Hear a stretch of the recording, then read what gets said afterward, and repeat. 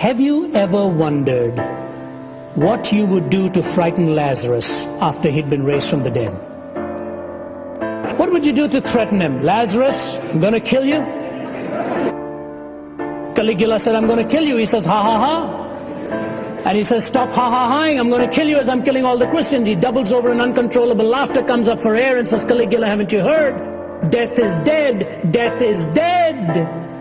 How do you frighten somebody who's already been there and knows the one who's going to let him out?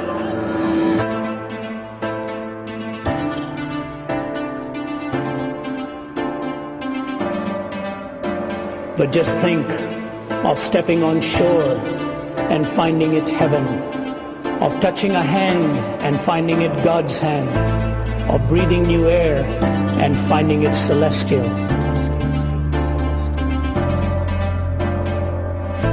Of waking up in glory and finding it home.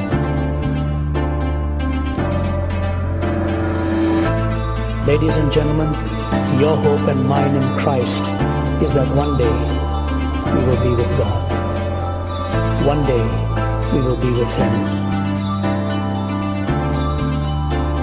We look back upon history and what do we see? Empires rising and falling, revolutions and counter-revolutions, wealth accumulated and wealth dispersed. Shakespeare has spoken of the rise and fall of great ones that ebb and flow with the moon. I've heard a crazed, cracked Austrian announce to the world the establishment of a German Reich that would last 1,000 years. I've seen an Italian clown saying he was going to stop and restart the calendar with his own ascension to power. I have seen America more wealthier and in terms of military weaponry more powerful than the rest of the world put together, so that had the American people so desired, they could have outdone a Caesar or an Alexander in the range and scale of their conquest. Hitler and Mussolini dead, remembered only in infamy.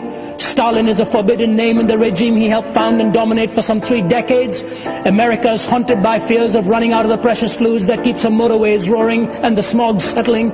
All in one lifetime, all in one lifetime, all gone with the wind.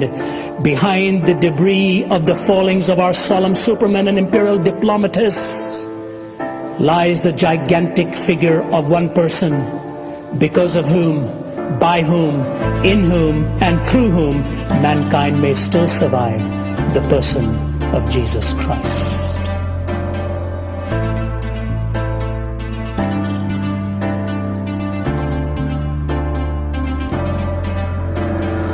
Isaiah calls him Wonderful Counselor.